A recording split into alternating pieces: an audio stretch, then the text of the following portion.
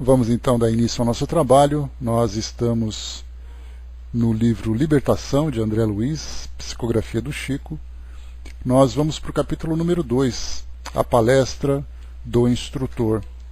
No capítulo anterior, nós lemos aqui, com André Luiz, ouvindo elucidações, onde então ele teve onde ele participou de uma pequena palestra, com o ministro Flacos, em companhia do instrutor Gubbio, falando sobre a cristalização, muitas vezes do mal em muitos espíritos, devido à ignorância, devido ao estado evolutivo em que eles se encontram. E estando nesse estado evolutivo, a tendência é fazer com que exista um ambiente onde eles possam viver de acordo com essa condição. Então eles não apenas procuram influenciar no mundo espiritual, mas também no mundo físico, já que eles próprios, estando cristalizados, não conseguem sair, não conseguem evoluir, não conseguem se transformar. E muitas vezes até não desejam se transformar. Então falam que essas mentes tão endurecidas costumam não, é parte de uma lei natural, atraírem-se mutuamente. Então formam comunidades no plano espiritual. Até ali, o que André Luiz tinha acompanhado de todos esses livros que ele trouxe para nós, foram atividades, trabalhos em ambientes onde há sofrimento, tanto no plano físico como no plano espiritual, mas destacando para nós ambientes, indivíduos isolados, não comunidades formadas por esses grupos.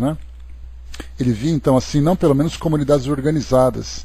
Ele via, por exemplo, numa faixa vibratória do plano espiritual, espíritos que isoladamente eram consumidos pelos seus próprios sofrimentos.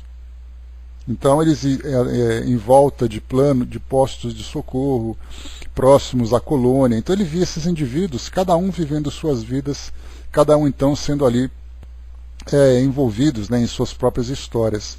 Agora não, agora ele já começa então a compreender um pouco mais sobre essas comunidades que são formadas por esses espíritos. Então essa vai ser exatamente a tônica aqui do nosso estudo de hoje, ou melhor, desse nosso estudo do livro Libertação, onde nós vamos conhecer então um pouco mais como são essas comunidades. E o mais próximo que André Luiz chegou foi exatamente no final do No Mundo Maior que nós estudamos agora, que falava sobre...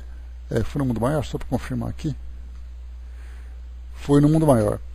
O que ele viu mais próximo foi ali aquela excursão próximos ali às cavernas, onde falava de espíritos que viviam numa condição vibratória tão densa que mal conseguiam ali compreender a sua própria condição, sua própria história. Voltando então aqui, vocês estavam me ouvindo, pessoal? Só para confirmar. Me dê um aqui, por favor. Ah, tá, porque estava aqui aparecendo um símbolo e eu achei que não estava transmitindo para vocês aí o áudio. Então vamos lá. Número 2 agora, palestra do instrutor. Agora então André Luiz já se preparando para essa nova aventura, por essa nova experiência. Ao nos retirarmos do educandário, que era onde André Luiz estava, ouvindo então aquelas instruções, o instrutor Gubbio, pousando sobre Eloy, o nosso companheiro, e sobre mim, os olhos lúcidos, acentuou: para muitas criaturas é difícil compreender a arregimentação inteligente dos espíritos perversos. Então ele já traz essa expressão, arregimentação inteligente, ou seja, formando um grupo, formando uma comunidade, só que de espíritos perversos. Bom dia, Nancy. Entretanto, é lógico e natural. Se ainda nos situamos distantes da santidade, não obstante os propósitos superiores que já nos orientam, que dizer dos irmãos infelizes que se deixam prender sem resistência às teias da ignorância e da maldade? Não conhecem região mais elevada que a esfera carnal, a que ainda se ajustam por laços vigorosos.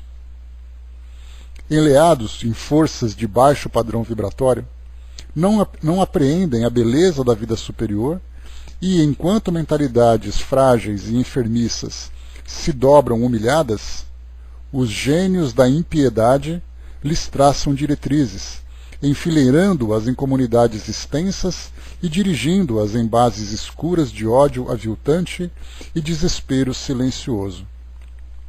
Organizam, assim, verdadeiras cidades em que se refugiam falanges compactas de almas que fogem envergonhadas de si mesmas ante quaisquer manifestações da divina luz. Filhos da revolta e da treva aí se aglomeram, buscando preservar-se e escorando-se aos milhares uns nos outros.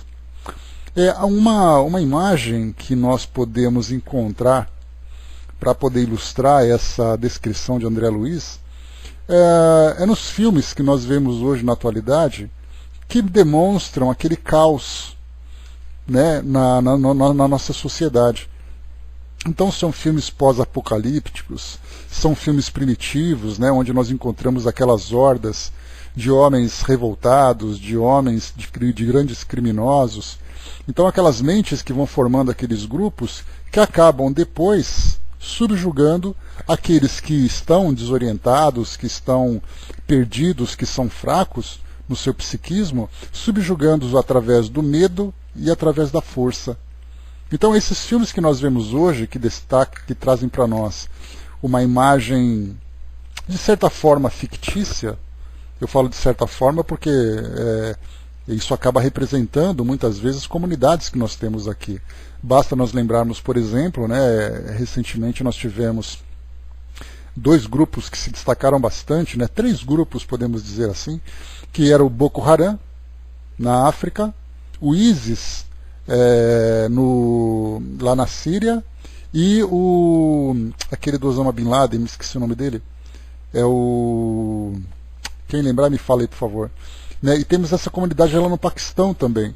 Então eram indivíduos que eram terroristas, eram indivíduos que eram mentes privilegiadas, que acabavam invadindo aldeias, recrutando homens que iam pelo medo, agredindo as mulheres, violentando as mulheres, também arregimentando crianças para serem crianças soldado. Né? Então nesse caso nós vemos assim que na nossa sociedade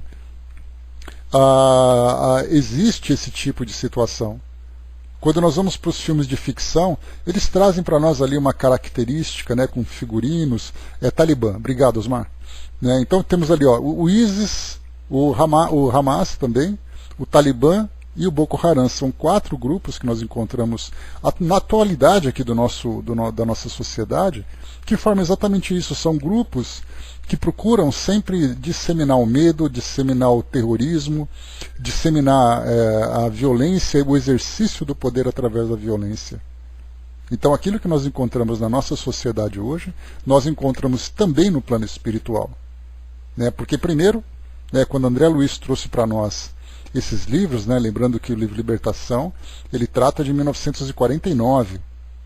Naquela época, a grande surpresa, assim como também foi na época de Kardec, quando ele começou a falar sobre os espíritos individuais, independentes, vivendo, né, uma condição psíquica no plano espiritual de acordo com o seu grau evolutivo, foi uma surpresa naquela época. Depois André Luiz, então, quando trouxe esses livros, também causou uma grande surpresa, porque nós imaginávamos os espíritos no plano espiritual. Mas não podíamos imaginar que eles alcançassem tamanha organização, tanto nas colônias superiores, como nas colônias inferiores. Agora, mais do que isso ainda, nós encontramos essas comunidades formadas por esses espíritos perversos. Então nós vamos percebendo que cada comunidade naturalmente vai formando esses grupos, e são essas mentes mais desenvolvidas, mais intelectualizadas, que acabam então controlando esses grupos que podem ser dominados. Então continua para nós assim. Então mais uma vez ele diz, né, organizam assim verdadeiras cidades em que se refugiam falanges compactas de almas que fogem envergonhadas de si mesmas ante quaisquer manifestações da divina luz. Filhos da revolta e da treva aí se aglomeram, buscando preservar-se e escorando-se aos milhares uns nos outros. Então assim, eu estou sofrendo, você está sofrendo, então vamos sofrer juntos.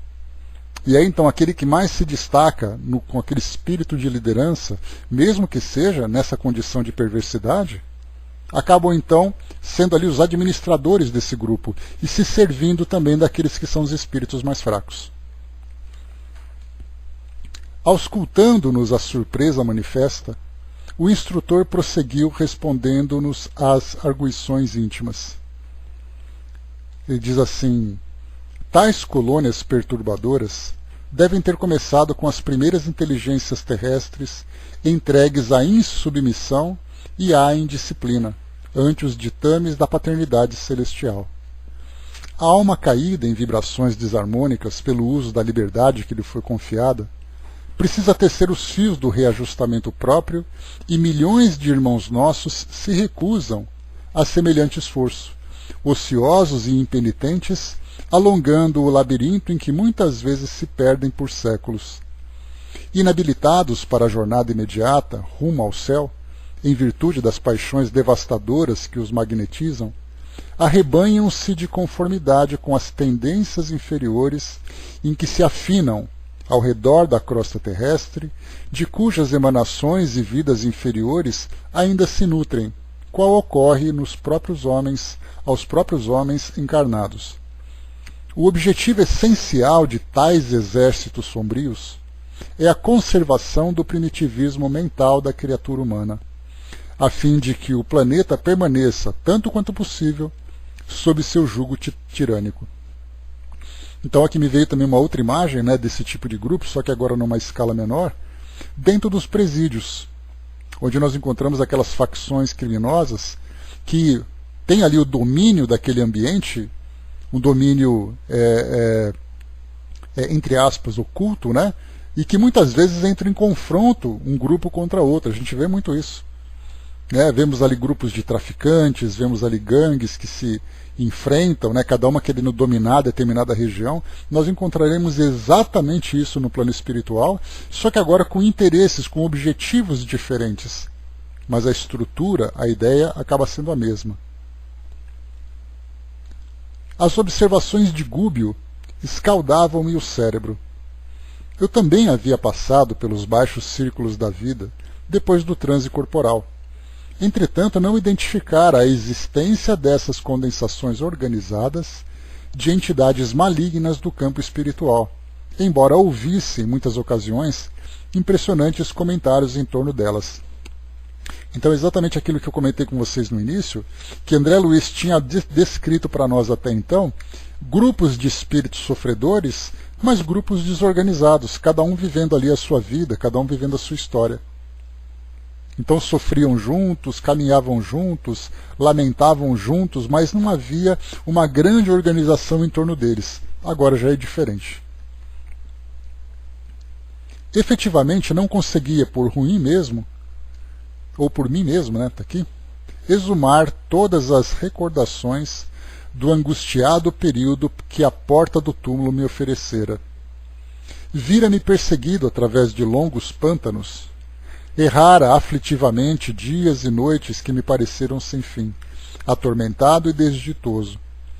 Todavia, custava-me crer que as atividades maléficas gozassem de organismo diretor.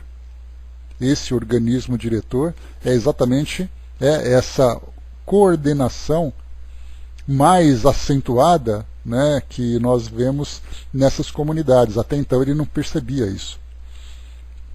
Por isso mesmo, de mente agora centralizada nos propósitos do bem, aventurei uma indagação. Com que fim, perguntei, essas legiões retardadas se mancomunam? Além da morte, se despidas de vestimenta grosseira da carne sem saber, mais do que nunca, que se empenham em combates inúteis. Não se sentem, porventura, transportadas ao plano do esclarecimento puro quanto à posição que lhes diz respeito? Não se cercam presentemente de mais sublimes revelações da natureza? Não se quadrariam mais justos o trabalho edificante, o estudo nobre, na elevada aspiração de galgar a sabedoria santificante estrada acima? Por que motivos se aglomeram assim, através de ajustamentos desprezíveis e diabólicos? Fácil de entender-se a jornada evolutiva depois do sepulcro, mas o estacionamento deliberado na crueldade e no ódio, além da morte, dá para confundir a mente de qualquer um. O orientador sorriu maneiroso e considerou: reportamo-nos a espíritos perfeitamente humanos, não obstante desencarnados. E tais perguntas, André, poderiam ser formuladas mesmo na crosta da Terra. Por que razão nós mesmos, antes de acordar a consciência para a revelação divina, nos precipitávamos nas linhas inferiores todos os dias, contrariando especularmente a lei? À frente dos olhos, contávamos com um bendito dilúvio de claridade solar, jorrando incessante do espaço infinito. Sabíamos que a existência do corpo correria rápida, que seríamos defrontados pela morte comum a todos, que regressaríamos do plano do mundo carnal pela mesma porta misteriosa, através da qual penetráramos nele. No entanto, quantas vezes teremos menoscabado a sabedoria excelsa com atitudes de criminosa indiferença? Ante as sugestões do plano divino que te povoam agora o pensamento, lembras-te de algum tempo passado em que tiveste cogitado sinceramente a própria sublimação? Se desenterramos o pretérito, meu caro, encontraremos lamentáveis reminiscências. Não nos compete parar ou desanimar. À maneira do tronco frágil, é imperioso crescer, subir, por alcançar o oxigênio de cima, e apesar de algemados ao que fomos, à semelhança da árvore humilde, presa aos resíduos do complicado envoltório que lhe encerrava a semente, reclamamos ascensão, ar puro e largueza de condições para produzirmos o bem que o Senhor espera de nós. A argumentação de Gúbio era bela e sugestiva. Entretanto, eu sentia dificuldades para aceitar a ideia de purgatórios e infernos dirigidos. Concordo com as elucidações, exclamei reverente, mas é quase incrível tanta ignorância além do corpo que nos conserva em ilusão. A sepultura abre-nos a todos um caminho novo. É razoável que a mente perturbada sofra amarguras de reajustamento até que se restaure. Todavia, apropriar-se um espírito desencarnados de certos setores do caminho, como se fora dele senhor absoluto, para perpetuar sua tirania, é a observação que me escapava. Sim, tornou o orientador convincente, para quem refletiu sobre o assunto durante muito tempo, em sentido contrário à realidade, o apontamento surpreende bastante. Todavia não vejo obstáculos à apreensão do ensinamento. Reconheçamos, por exemplo, que o homem comum já atravessou desde milênios a estação evolutiva em que se demora o irracional, e em várias ocasiões revela comportamento de nível inferior ao dele. Imprimindo grave em tono a voz agradável e fraternal, acrescentou: notemos que nós mesmos, os desencarnados, nos movemos num campo de matéria que se caracteriza por densidade específica, embora rarefeita, quando confrontada com as antigas formas físicas. E nossa mente, em qualquer parte, na crosta ou aqui onde nos achamos, é um centro psíquico de atração e repulsão. O espírito encarnado respira numa zona de vibrações mais lentas, enfaixado num veículo constituído de trilhões de células que são outras tantas vidas microscópicas inferiores. Cada vida, porém, por mais insignificante, possui expressão magnética especial. A vontade, não obstante condicionada por leis cósmicas e morais, inclinará a comunidade nos corpúsculos vivos que permanecem a seu serviço por tempo limitado, à maneira do eletricista que liga as forças da usina para atividades num charco ou para serviços numa torre.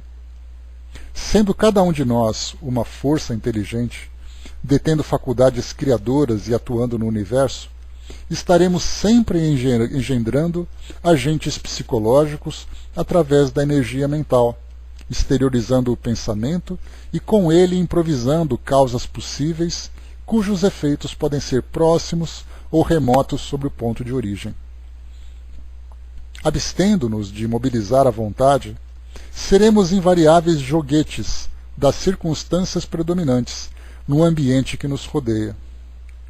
Contudo, tão logo deliberemos manobrá-la, é indispensável resolvamos o problema de direção, porquanto nossos estados pessoais nos refletirão a escolha íntima. Existem princípios, forças e leis no universo minúsculo, tanto quanto no universo macroscópico. Dirija um homem a sua vontade para a ideia de doença, e a moléstia lhe responderá ao apelo, com todas as características dos moldes estruturados pelo pensamento enfermiço, porque a sugestão mental positiva determina a sintonia e receptividade da região orgânica, em conexão com o impulso havido, e as entidades microbianas que vivem e se reproduzem no campo mental das milhões de pessoas que as entretêm, acorrerão em massa, absorvidas pelas células que as atraem em obediência às ordens interiores, reiteradamente recebidas, formando no corpo a enfermidade idealizada. Então, por enquanto, aqui a gente pensa sempre, né? Ele fala sobre a grande potência que tem o nosso pensamento e que, tanto próximo como à distância, nós somos agentes criadores.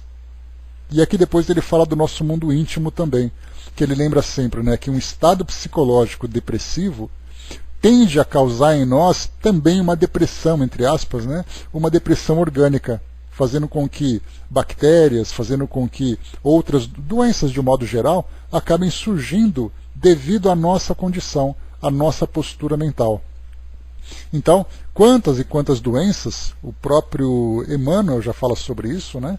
Que são doenças que são, na verdade, criadas pelo nosso psiquismo. Não porque são doenças inventadas, mas o nosso estado mental começa a produzir no nosso perispírito uma resposta energética negativa que depois somatiza, então, no nosso organismo os reflexos daquele tipo de pensamento. Santos, bom dia. Então é disso que ele trata, né? Do poder da mente de cada um de nós. Claro que nesse capítulo temos a questão das provas necessárias, nos casos em que determinada personalidade renasce, atendendo a impositivos das lições expiatórias. Mas mesmo aí, o problema de ligação mental é infinitamente importante, porquanto o doente que se compraz na aceitação e no elogio da própria decadência, acaba na posição de excelente incubador de bactérias e sintomas mórbidos, enquanto que o espírito em reajustamento, quando reage valoroso contra o mal, ainda mesmo que benéfico e merecido, encontra imensos recursos para concentrar-se no bem, integrando-se na corrente de vida vitoriosa. Mami, bom dia. Então aqui mais uma vez ele diz, né, que nós temos também, claro, diante das provas e expiações que são necessárias, limitações e também experiências dolorosas no campo da saúde física. Então, nós temos aquela doença que nos é imposta, como foi colocado aqui, como uma necessidade. Mas mesmo nesse caso, nós temos duas posturas. Ou nós aceitamos essa doença como uma experiência e tiramos dela o proveito para o nosso crescimento, que é exatamente ali o pensamento positivo, o pensamento renovado, né? Ou temos aqueles que simplesmente aceitam essa doença e pioram a sua condição. Então ela vem, né, trazendo isso para o nosso mundo social.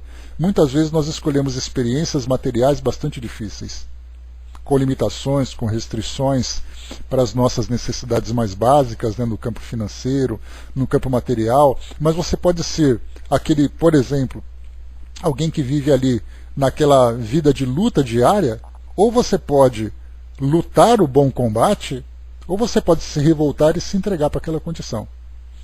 Exatamente, Andréa. Né? Então o destino conduz aquele que arrasta, aquele que o aceita e arrasta aquele que o nega. A mesma coisa acontece, e esse destino são exatamente as experiências que nós estamos vivendo nos mais variados campos. Então depende muito da nossa postura mental diante daquilo que nós estamos vivendo. Ou a aceitação, ou a passividade, ou a revolta. São posturas que nós escolhemos. Registrava as explicações profundamente edificado, e não obstante a longa pausa que se fez espontaneamente, não ousei interromper o curso da argumentação a fim de não quebrar a linha de raciocínio. O prestimoso e digno, Gúbio continuou. A nossa mente é uma entidade colocada entre forças inferiores e superiores, com objetivos de aperfeiçoamento. Nosso organismo perispiritual, fruto sublime da evolução, quanto ocorre ao corpo físico na esfera da crosta, pode ser comparado aos polos de um aparelho magnetoelétrico, ou eletromagnético. Né? O espírito encarnado sofre a influenciação inferior através das regiões em que se situam o sexo e o estômago, e recebe estímulos superiores, ainda mesmo procedentes de almas não sublimadas, através do coração e do cérebro. Quando a criatura busca manejar a própria vontade, escolhe a companhia que prefere e lança-se ao caminho que deseja. Se não escasseiam milhões de influxos primitivistas, constrangendo-nos, mesmo aquém das forças terrestres, a entreter emoções e desejos, em baixos círculos e armando quedas momentâneas em abismos do sentimento destrutivo, pelos quais já peregrinamos há milhões de anos, não nos faltam milhões de apelos santificantes, convidando-nos à ascensão para a gloriosa imortalidade. Então, apesar de todo o desequilíbrio que nós vivemos, cedendo a esses impulsos primitivos, buscando prazeres que terão seu preço dentro do campo moral, não faltam em nós, perto de nós então, esses apelos santificantes. Seja através das filosofias, seja através das escolas espiritualistas, seja através da convivência e da troca de experiências entre cada um de nós. Ou seja, nós temos esses apelos tanto no campo da teoria como no campo da prática.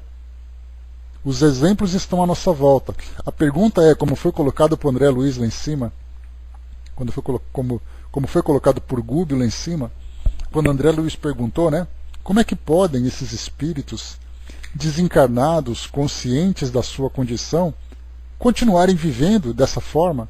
O que eles esperam exatamente? Aí então foi a resposta que Gúbio deu para ele. Pensando aqui no mundo material, diante de tudo aquilo que a gente vê e que a gente aprende, por que nós continuamos ainda presos nesses instintos primitivos, sabendo que agora já não estamos mais tão ignorantes assim, a ponto de simplesmente excluir do nosso destino a nossa vida espiritual, vivendo como se nós fôssemos apenas indivíduos vivendo materialmente, que depois disso tudo acaba. As religiões estão aí de um modo correto ou de um modo imperfeito ainda, né? Trazendo ideias do mundo espiritual, e mesmo assim nós vivemos como se a nossa vida não fosse trazer consequências. Então não faltam para nós, como foi colocado aqui, há muitos séculos não nos faltam milhões de apelos santificantes, convidando-nos à ascensão para a gloriosa imortalidade. E continua. O instrutor, fitando em nós o olhar percussiente e calmo, ponderou. Entenderam agora como é compreensível a opção de certos espíritos pela casa escura do crime depois do túmulo, qual ocorre a milhões de entidades encarnadas que, em plena harmonia com a natureza terrestre, estimam conviver no domicílio da enfermidade? Atitudes mentais enraizadas não se modificam facilmente. O rei que governa milhares, o condutor que se acostumou a traçar férreas diretrizes, o homem que se habituou a dobrar caracteres alheios, quando não dispõe de princípios santificantes no terreno idealístico, para se alimentarem intimamente na tarefa a que se consagram, não se transformam em servidores humildes de um momento para outro, só porque se desfizeram da carga de células materiais.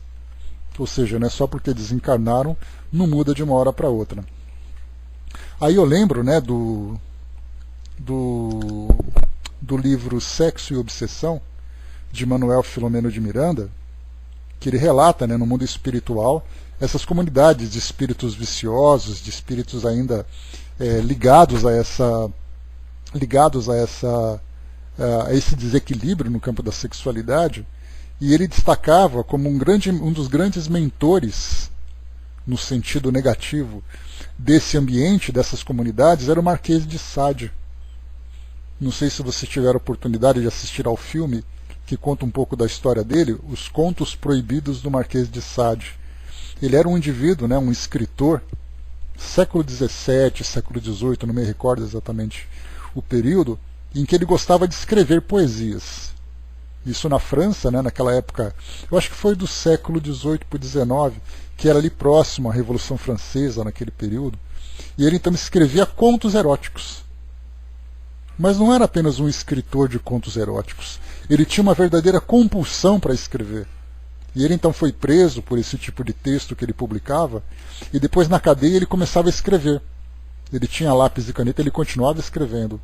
Aí então tiraram dele o lápis e caneta, né, o lápis ou tinteiro ali para escrever alguma coisa. Ele começou a escrever com fezes, ele começou a escrever com sangue. Ele pegava o osso de galinha que vinha no almoço dele, furava o dedo e escrevia contos na parede do presídio. E depois ele desencarnou, e aí então Manuel Filomeno de Miranda disse que esse personagem não era uma ficção, e que ele coordenava esses desequilíbrios no campo da sexualidade no mundo espiritual, arregimentando e também da mesma forma também aprisionando, escravizando muitos espíritos que chegavam no plano espiritual com esses impulsos e pela própria lei da sintonia eram atraídos para essas comunidades. Então a gente vê que não é apenas na violência, nós temos as viciações nos mais variados campos, né, da vida humana. E continua. Quando não se recomendam aos princípios da loucura, no eclipse total da razão por tempo indeterminável, em vista dos desvarios da intelectualidade no poder, são conservados e respeitados na obra evolutiva do mundo, pelas qualidades apreciáveis e dignas que já conquistaram, embora as paixões violentas que lhes assinalam a vida íntima, e são utilizados então por gênios superiores, nos serviços de aprimoramento planetário, em que vigiam e reajustam os mais fracos, sendo vigiados e reajustados pelos mais fortes, convertendo-se gradual e imperceptivelmente ao supremo bem, aceitando o plano divino em cuja execução passam a colaborar com fidelidade e valor. Em tal posição, auxiliam e são auxiliados, dão e recebem, impulsionam o progresso e progridem a seu turno. Impôs ligeira pausa às elucidações e em seguida prosseguiu no outro rumo. Semelhante realidade obriga-nos a meditar na extensão do serviço espiritual em todos os ângulos evolutivos. Me dá só um instantinho, pessoal, por gentileza. E continua aqui para nós. Impôs ligeira pausa às elucidações e em seguida prosseguiu no outro rumo. Semelhante realidade obriga-nos a meditar na extensão do serviço espiritual em todos os ângulos evolutivos. Educação para a eternidade não se circunscreve à ilustração superficial de que um homem comum se reveste, sentando-se por alguns anos num banco de universidade. É obra de paciência nos séculos. Se árvores existem assinaladas por centenas de anos, dentro das finalidades a que se destinam, que dizer dos milênios reclamados por uma individualidade no campo da própria sublimação?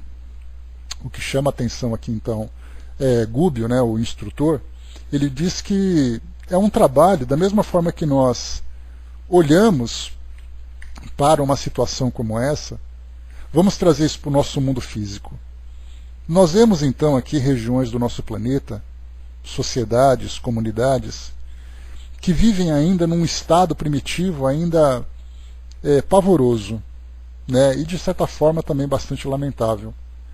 E aí então, antes de nós olharmos para esse grupo e pensarmos nos espíritos que compõem essas comunidades, na história que eles tiveram no passado para chegar naquela condição, é necessário também olhar para o futuro e tentar imaginar o que é possível fazer para ajudar esses espíritos a saírem dessa condição.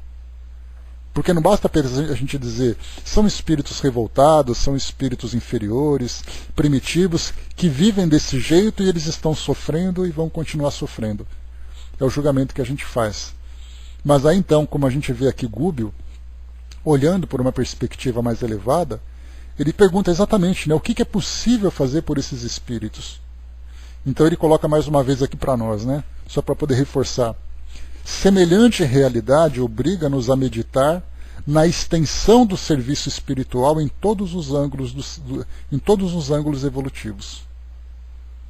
Ele continua ainda. Não podemos olvidar desse modo o amor que devemos aos ignorantes, aos fracos, aos infelizes. Imprescindível se torna caminhar nos passos daqueles que igualmente um dia nos estenderam compassivas mãos. Então, da mesma forma, né, que se esses espíritos precisam desse auxílio, é importante lembrar que nós também já fomos auxiliados. O argumento era demasiado edificante para que interferíssemos com indagações novas. O orientador percebeu a oportunidade do esclarecimento e continuou. Os átomos que integram a hóstia de um templo são, no fundo, iguais àqueles que formam um pão pobre de uma penitenciária. Assim, toda a matéria em si mesma, passiva e plástica, é análoga nas mãos de entidades sábias ou ignorantes, amorosas ou brutalizadas, no estado de condensação, conhecido na crosta do planeta e além dele. Em razão disso, são compreensíveis as transitórias construções levantadas em nosso plano por criaturas desviadas do bem. Para quem anestesiou as faculdades do prazer fugitivo, a separação da carne geralmente constitui acesso a doloroso estado de incompreensão. E, considerando que a maioria das criaturas humanas persegue as sensações do corpo físico, qual se as atrações genésicas e o desvairado apego aos bens provisórios dos círculos mais baixos encerrassem toda a felicidade do mundo, a colheita de personalidades desequilibradas é sempre inquietante, conservando quase inalteradas as fileiras escuras dos insensatos cultivadores da satisfação egoística a qualquer preço. Loucos perigosos por voluntários, dirigidos por inteligências soberanas, especializadas em dominação, constituem hordas terríveis que, a bem dizer, vigiam as saídas das esferas inferiores em todas as direções. Então, voltando aqui para esse trecho, também é importante. Ele coloca que as mesmas energias que nós utilizamos para fazer o bem são as mesmas energias, né, que compõem, por exemplo, a criatividade, a força de vontade, a determinação. O impulso é o mesmo, só é direcionado de forma diferente.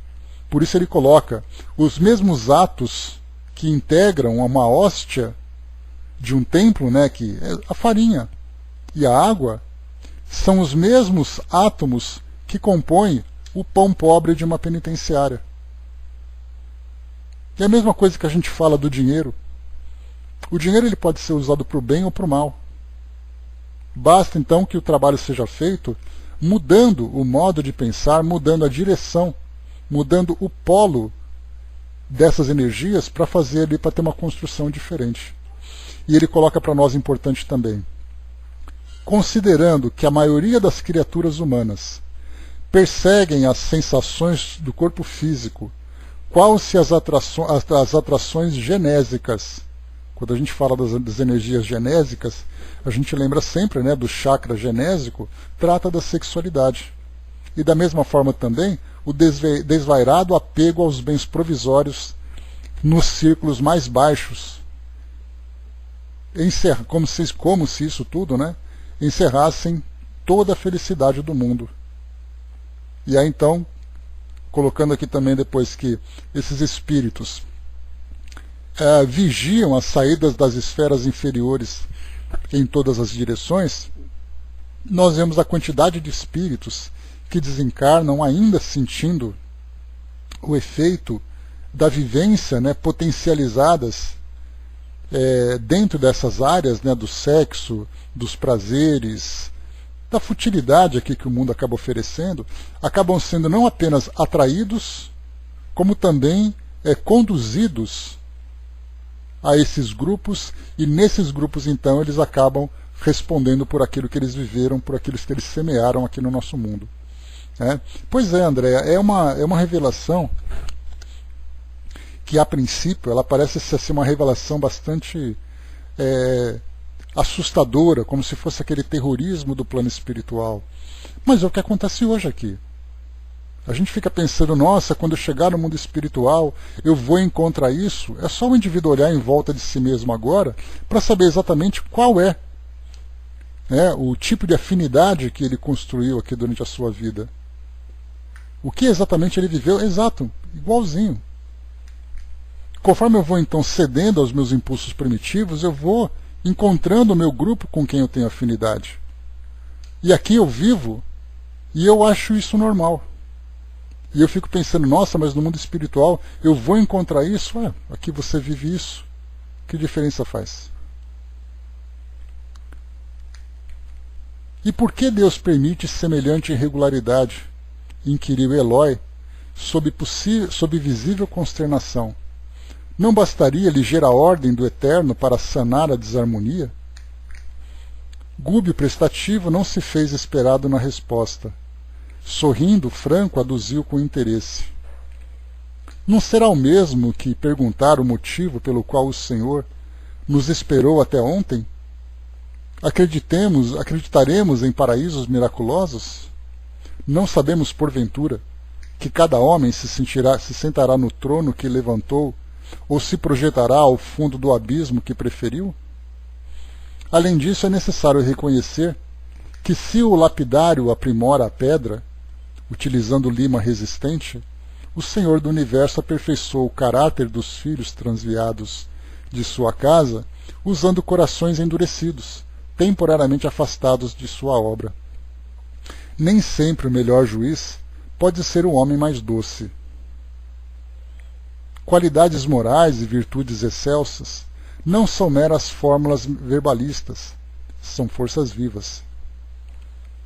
Sem a posse delas, é impraticável a ascensão do espírito humano. Personalidades vulgares apegam-se à salvaguarda de recursos exteriores e neles centralizam os sentimentos mais nobres, prendendo-se a fantasias inúteis. Encarcera-se-lhes então a mente na insegurança, na fragilidade, no pavor. O choque da morte imprime-lhes tremendos conflitos à organização perispirítica, veículo destinado às suas próprias manifestações no círculo novo de matéria diferente a que foram arrebatadas. E após perderem abençoados anos no campo didático da esfera carnal, enredadas em conflitos deploráveis, erram aflitas, exânimes e revoltadas, ajustando-se ao primeiro grupo de entidades viciosas que lhes garantam continuidade de aventura em fictícios prazeres. Formam associações enormes e compactas com base nas emanações da crosta do mundo, onde milhões de homens e mulheres lhes sustentam as exigências mais baixas. Fazem vida coletiva provisória à força de sugarem as energias da residência dos irmãos encarnados, qual se fossem extensa colônia de criminosos vivendo a expensas de generoso rebanho bovino. Importa ponderar, contudo, aqui só voltando nessa expressão dele, foi muito forte, muito impactante. Grupo de criminosos que se servem de rebanho bovino. Então o que ele quis dizer é que nós, aqui no mundo físico, somos simplesmente gado. sendo sugados e consumidos por esses espíritos lá no plano espiritual, que sugam as nossas energias, nos conduzem, nos influenciam, se sustentam às nossas custas.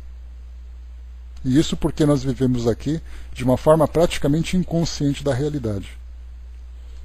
Importa ponderar, contudo, que o homem explora a vaca menos consciente e incapaz de ser julgada por delito de conivência, ao passo que na esfera humana o quadro apresenta outro aspecto. E que ele quis dizer também que, no caso da nossa relação com o gado, o animal não tem qualquer consciência dessa participação. Ele não escolhe isso. Ele não é conivente com os nossos desejos. Eles simplesmente são utilizados para nossa satisfação. Já nós, aqui como encarnados, nós fazemos isso com consciência, com conhecimento de causa. Porque a nossa razão já atingiu um nível para analisar o nosso comportamento moral, para entender as influências que nós exercemos uns sobre os outros. Ou seja, nós fazemos isso por vontade, mesmo sabendo das consequências. A criatura racional não se eximirá à responsabilidade. Então aqui, a quem muito foi dado, muito será cobrado. Se nós temos a razão como sendo uma conquista das mais magníficas que nós alcançamos, nós teremos um preço por usá-la de uma forma inadequada. Se o perseguidor invisível aos olhos terrestres erige agrupamentos para culto sistemático à revolta e ao egoísmo, o homem encarnado, senhor de valiosos patrimônios de conhecimento santificante, garante-lhe a obra nefasta pela fuga constante às obrigações divinas de cooperador de Deus, no plano de serviço em que se localiza, alimentando ruinosa aliança. Um e outro, por isso, partilhando os resultados da indiferença destrutiva e da ação condenável, atritam e se vasculhejam reciprocamente, tais quais feras que se entredevoram na floresta da vida. Obsediam-se mutuamente quando nos atilhos educativos da carne ou na ausência deles. Atravessam séculos assim, jungidos um ao outro, presos a lamentáveis ilusões e propósitos sinistros, com extremas perturbações para si mesmos, já que a herança celestial se faz naturalmente vedada a todos aqueles que menosprezam a si próprios as sementes divinas. Há milhões de almas humanas que se não afastaram ainda da crosta terrestre há mais de 10.000 anos. Morrem do corpo denso e renascem nele, qual acontece às árvores que brotam sempre, profundamente arraigadas ao solo. Recapitulam, individual e coletivamente, lições multimilenárias, sem atinarem com os dons celestiais de que são herdeiras, afastadas deliberadamente do santuário de si mesmas, no terreno movediço da egolatria inconsciente, agitando-se de quando em quando em guerras arrasadoras que atingem os dois planos no impulso mal dirigido de libertação, através de crises inomináveis de fúria e sofrimento. Destroem, então, o que construíram laboriosamente e modificam processos de vida exterior, transferindo-se de civilização. Mais um ponto aqui importante também, quando ele coloca para nós que nós temos aqui indivíduos que estão há 10.000 anos reencarnando aqui no nosso mundo. Nós não temos uma estimativa de qual é o tempo ideal para vivermos aqui no mundo de provas e expiações. Mas se nós pensarmos que há 2.000 anos Jesus esteve entre nós, e há 10.000 anos nós continuamos presos, muitos de nós aqui presos no mundo físico, reencarnando e desencarnando num ciclo quase interminável e quase inalterável na condição, eu digo quase porque sempre tem ali uma conquista, um progresso a ser alcançado. Mas é tão pouco que não é o suficiente ainda para que o espírito se mobilize para alçar esferas superiores. Basta a gente lembrar que aquilo que nós vivemos hoje, de acordo com as nossas escolhas, né? Pois é, né, nesses 2000 anos, né, de aprendizado, de ensinamento, o pouco que nós conquistamos, Andréa, foi uma conquista moral. Mas nós não chegamos ainda a ter uma conquista verdadeiramente espiritual. Nós fomos melhorando as nossas vidas, fomos fazendo escolhas diferentes, fizemos alguns ajustes e tudo mais, mas ainda de uma forma muito tímida. Então quando ele fala que 10 mil anos, nossa, 10 mil anos é tanto tempo, que a gente não consegue imaginar um espírito que fica reencarnando e encarnando tantas vezes, praticamente não saindo do lugar. Porque há 10 mil anos nós vivíamos numa condição absolutamente primitiva. E de lá para cá o crescimento foi tão insignificante que o indivíduo continua ainda... É aquele aluno que nunca sai da escola, é aquele repetente que fica o tempo todo revivendo as mesmas experiências, as mesmas situações. O mundo vai se transformando e ele continua o mesmo. Então, quer dizer, quando ele diz aqui então que há milhões de criaturas, de almas humanas, que não se afastaram ainda da crosta terrestre há mais de 10 mil anos. Nós falamos aqui naturalmente daqueles espíritos que estão aqui presos, não como alunos, porque nós temos, por exemplo, indivíduos que não saem da escola, mas eles não saem porque eles eram alunos, se formaram como professores e voltaram para dar aula naquela escola. Saíram de aprendizes para serem professores. Agora nós temos aqueles que continuam sendo aprendizes sem saírem daquela condição. E é tão estranho nós pensarmos assim, o indivíduo se acomodar numa condição de estagnação, como pode? E ele coloca para nós aqui, milhões de criaturas estão assim. Espero que não sejamos nós, né, fazendo parte desse grupo. Né? Pelo menos nós temos que ter um pouco de pretensão de imaginar que nós somos aqui alunos novos na escola, já em preparação para poder alçar voos maiores. Né? Então esperamos, né? torçamos para que nós não sejamos desse grupo. O instrutor sentindo... Então chegou agora, André, é novinho então. Pior é assim, né? Se você continuasse no maternal há 10 mil anos, né? Então, se chegou agora, está tranquilo. Todos nós, né? A diferença é só o tamanho do berço. O instrutor, sentindo a profunda atenção com que lhe seguíamos a palavra, acentuou depois de leve pausa. Todavia, no fluir e refluir das eras numerosas, os filhos do planeta que se conservam atentos às determinações divinas, livres da antiga escravidão à miséria moral, tornam o ambiente escuro do cativeiro que já abandonaram, a fim de ampararem os irmãos ignorantes e desvairados em sublime trabalho de compaixão. Olha só então, muitos espíritos que avançaram no progresso voltam agora para auxiliar aqueles que ficaram. Formam as vanguardas do Cristo nos mais diversos pontos do globo e aos milhões, sob o patrocínio dele, operam no amor e na renúncia, avançando dificilmente, embora, humanidade adentro, enfrentando a ofensiva incendiária e exterminadora com as bênçãos da luz celeste. Até já, André. Então isso que nós vemos, né, de valioso para todos nós. A quantidade de espíritos que sofrem, mas também a quantidade de espíritos que trabalham por esses sofredores. Aqui já começa a mudar um pouco da vibração dessa história que ele vai contando, né? Porque ele fala do sofrimento e fala dos sofredores, fala das escolhas. Agora a gente sente aquele ar mais fresco, né? Para dar aquele refrigério em nós, mostrando assim que apesar de tudo, nós não estamos abandonados. Nós resistimos, mas existe sempre uma força que nos impulsiona para essa transformação. A exposição não podia ser mais clara. Eloy, contudo, observou assombrado. Quem diria, na Terra, nosso velho domicílio, que a vida infinita se estenderia assim estranha e ameaçadora? Sim, concordou o orientador. Porém, a ortodoxia do mundo costuma ser o cadáver da revelação. Argumentos teológicos de milênios obstruem os canais da inteligência humana quanto às realidades divinas. Mas a criatura prosseguirá na tarefa de autodescobrimento.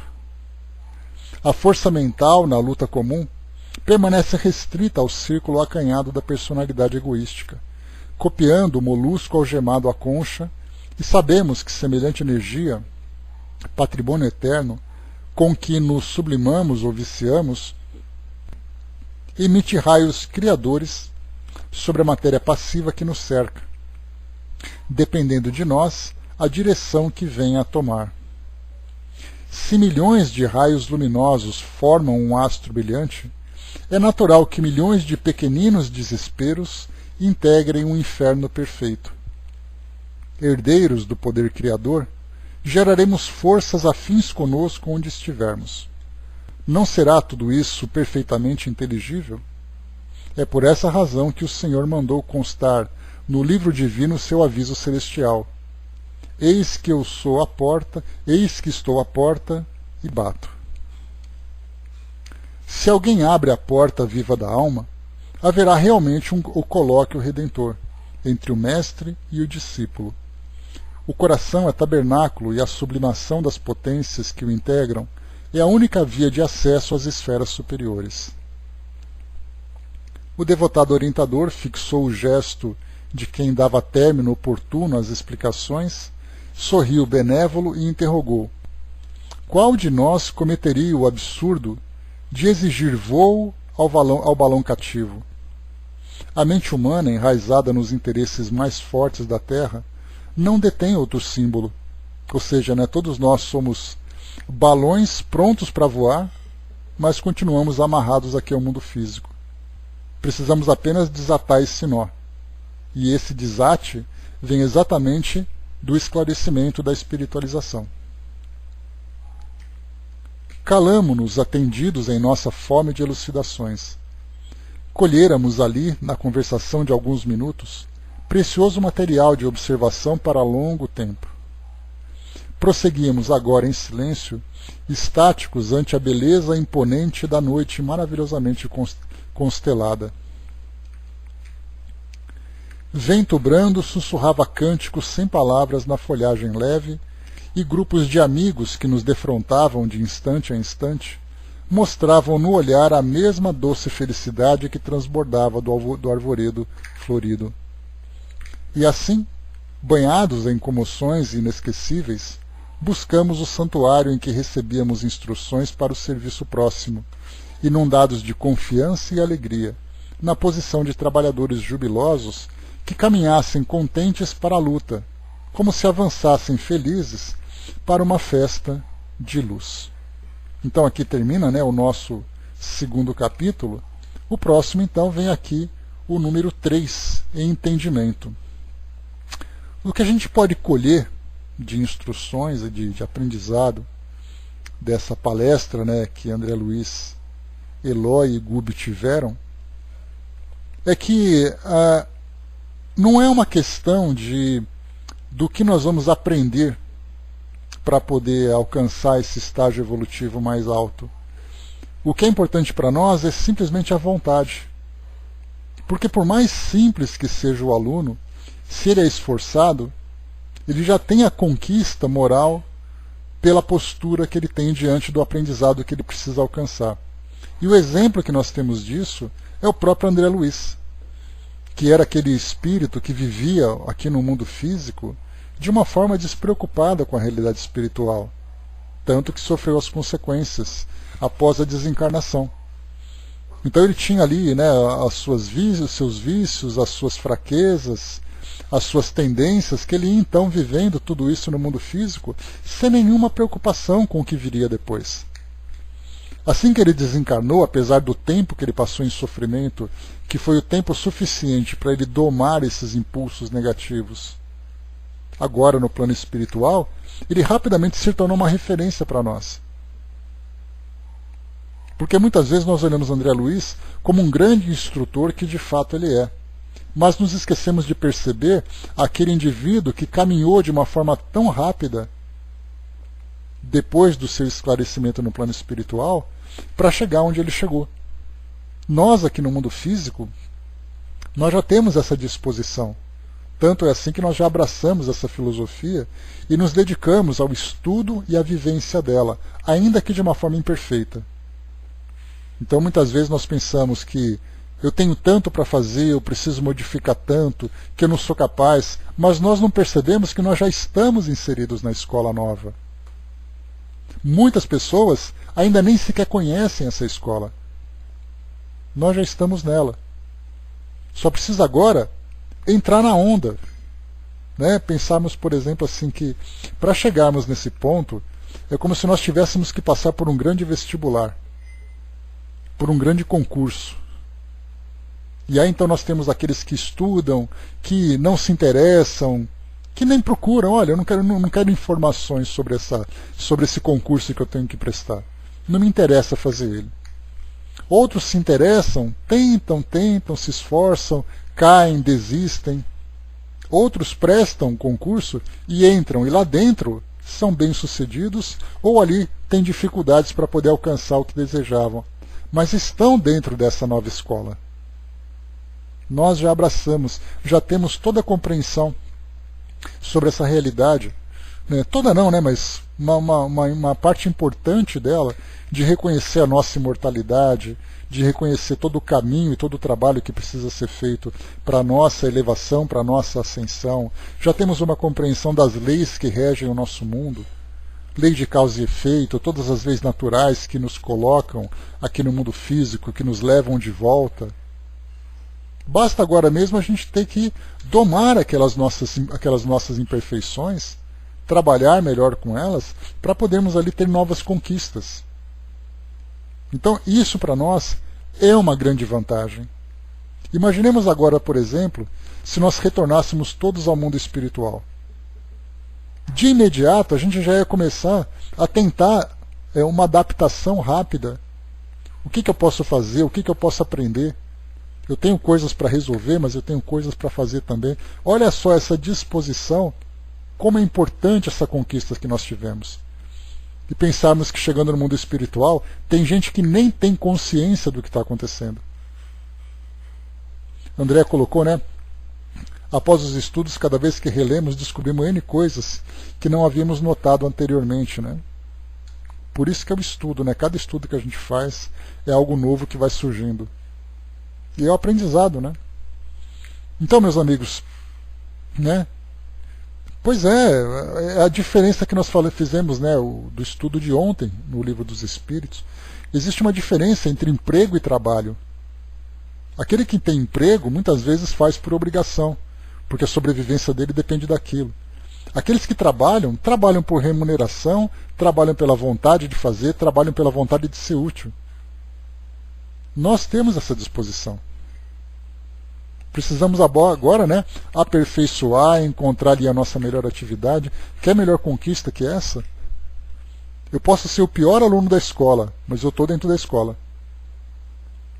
Não porque eu sou mau aluno, porque para entrar nessa escola nova, não é uma questão de fazer por má vontade. Eu faço com vontade, eu posso não conseguir, mas eu já estou dentro dela. Vivemos com passaporte e carteira de trabalho, só precisamos escolher se queremos passear ou trabalhar para melhorar, né? Já fizemos a nossa escolha, né, André? Só basta agora colocar em prática, aprender a colocar em prática tudo aquilo que nós conquistamos. É uma grande conquista. Não tenhamos dúvida disso. Então, meus amigos, encerrando por aqui o nosso estudo de hoje, o próximo